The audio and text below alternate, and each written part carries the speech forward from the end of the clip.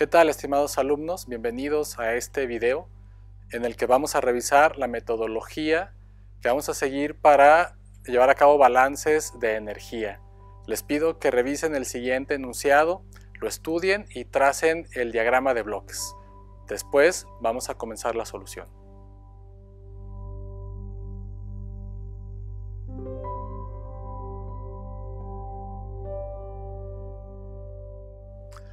Muy bien.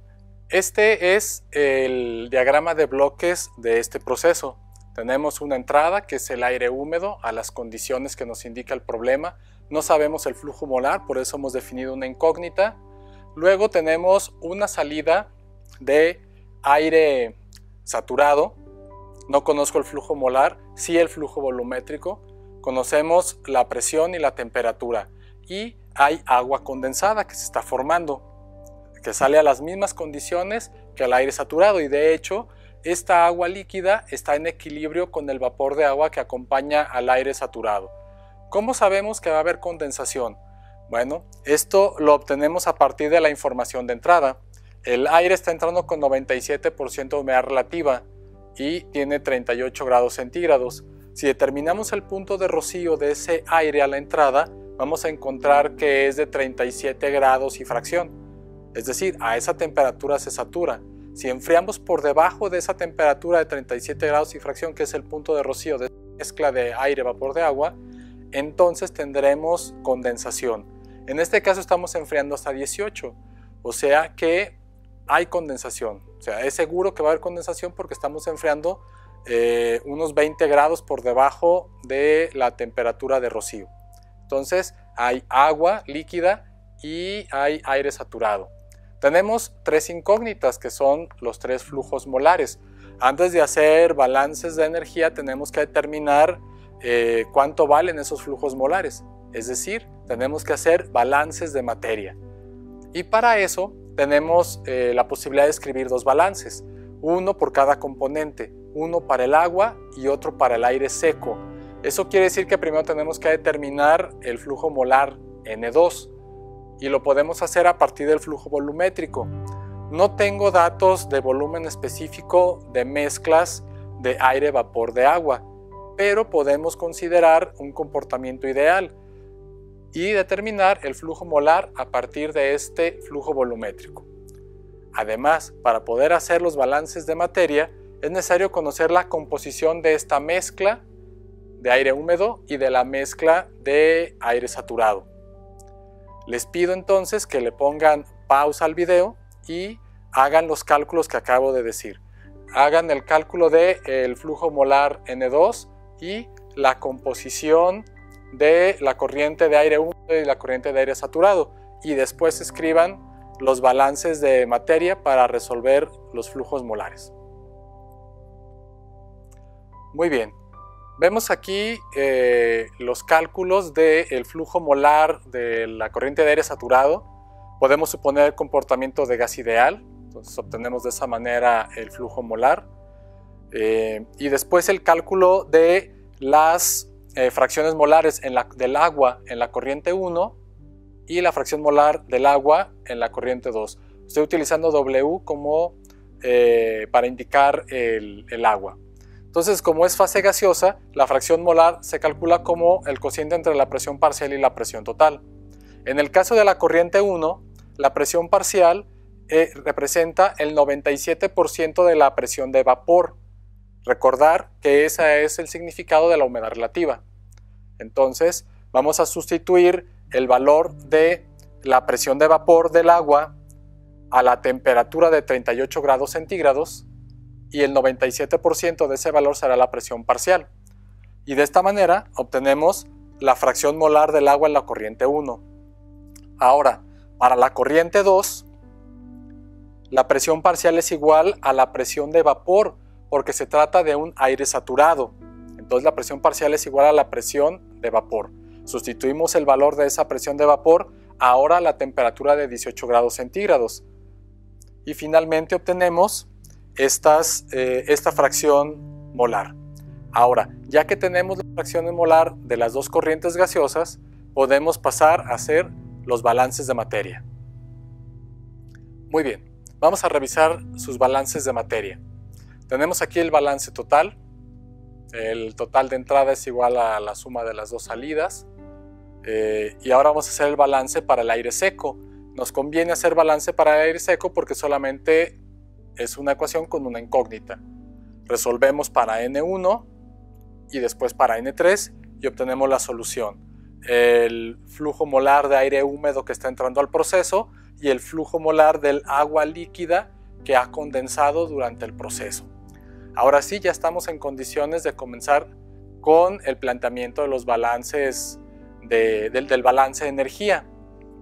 Para eso, pues partimos de la ecuación general de balance de energía, delta H punto, más el delta energía cinética punto, más el delta energía potencial punto, igual a Q, que es el calor, menos el trabajo de eje.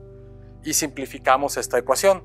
Sabemos ya por la experiencia de analizar este tipo de procesos que los cambios de energía cinética son poco importantes, así como los cambios de energía potencial. Entonces los vamos a considerar igual a cero.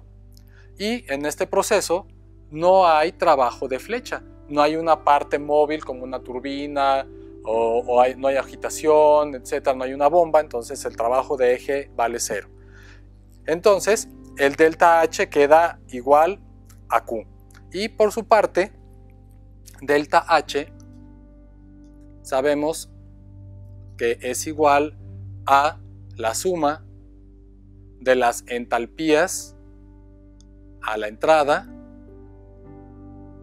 menos la suma de las entalpías a la salida menos la suma de la entrada. Entonces ahora lo que tenemos que hacer es calcular las entalpías de cada una de las tres corrientes. La entalpía de la corriente de aire húmedo, la entalpía de la corriente de aire saturado y la entalpía del agua líquida.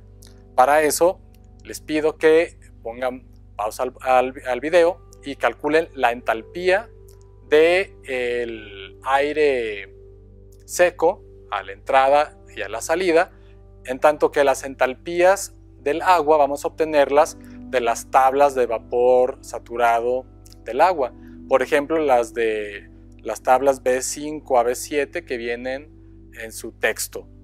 Definiendo para el aire seco un estado de referencia que corresponde a aire seco a 18 grados. O sea, vamos a definir estado de referencia para aire seco, las condiciones de salida. Entonces pongan pausa al video y calculen esas entalpías específicas. Bien, vamos a revisar el cálculo de la entalpía específica de la corriente 1. Como se trata de una mezcla, entonces la entalpía de esa corriente va a ser la suma de la fracción molar del agua por su entalpía específica más la fracción molar del aire seco por su entalpía específica.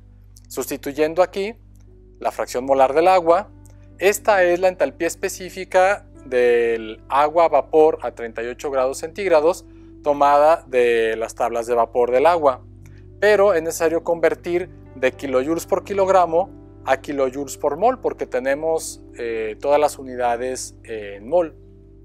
Luego vamos a sumar la fracción molar del aire seco por su entalpía específica. Recordar que esta cantidad resulta de integrar el Cp desde la temperatura de referencia, que en este caso se eligió 18 grados centígrados. Entonces vamos a integrar desde 18 grados centígrados hasta 38. Y este es el resultado de esa integral del Cp del aire en el intervalo de temperaturas. Y finalmente hacemos esta suma y obtenemos el valor de la entalpía específica de la corriente 1. Vamos ahora a revisar el cálculo de la entalpía de la corriente 2. Ok, entonces la entalpía específica de la corriente 2 nuevamente será la suma de la fracción molar del agua por su entalpía específica más la fracción molar del aire seco por su entalpía específica. Sustituyendo aquí los valores, la fracción molar del agua en la corriente 2, la entalpía específica del vapor de agua a 18 grados centígrados tomado de las tablas de vapor del agua, convertimos otra vez de kilogramos a moles de agua y sumamos la entalpía específica del aire seco, que en este caso es 0, porque estamos calculando la entalpía para la corriente 2 y tomamos como estado de referencia para el aire seco la temperatura de 18 grados centígrados. Por lo tanto, su entalpía vale 0. Después de ejecutar estos cálculos, encontramos la entalpía específica de la corriente 2, que es de 0.94 kJ por mol. Finalmente, la entalpía específica del agua líquida la vamos a obtener de la tabla de vapor de agua, de propiedades de vapor del agua. Entonces, ahora lo que les pido es que pongan una pausa y tracen la tabla que concentra los datos necesarios para hacer el balance de energía. Muy bien, revisemos la tabla. Entonces tenemos para la entrada, condiciones de entrada, flujo molar y entalpía de las corrientes. Y para la salida también tenemos flujos molares y entalpías. Sabemos que a la entrada solamente está la corriente 1, entonces está su flujo molar y la entalpía que calculamos hace unos minutos. No hay flujos molares de entrada para las corrientes 2 y 3, no tenemos sus entalpías. Y la corriente 1 no está a la salida, tiene flujo molar 0, no viene al caso calcular su entalpía y tenemos entonces los flujos molares de las corrientes de salida y sus respectivas entalpías. Ya podemos sustituir estos valores en la ecuación de balance de energía. Les pido entonces que calculen el balance de energía utilizando estos datos. Pongan la pausa, hagan el cálculo y después revisamos sus resultados. Bien, revisemos su balance de energía. Como ya hemos visto, el balance de energía se simplifica a Q igual a delta H.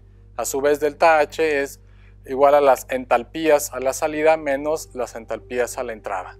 Sustituyendo los valores numéricos, 900 mol por minuto de agua, que es el flujo molar del condensado por su entalpía específica, más 2.11 por 10 a la 4, que es el flujo molar del aire saturado por su entalpía específica, menos 2.20 por 10 a la 4, que es el flujo molar del aire húmedo a la entrada por su entalpía específica.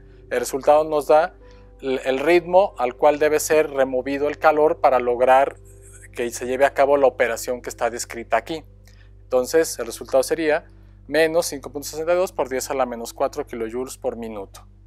Y esto es lo que pide el problema. A partir de este resultado ya se puede hacer el diseño del equipo de enfriamiento para lograr la producción de esta cantidad de agua líquida y la cantidad de este aire saturado a esas condiciones deseadas. Bien, pues con esto terminamos este video. Espero que sea de utilidad para ustedes y si aún tienen dudas, por favor búsquenme para resolverlas.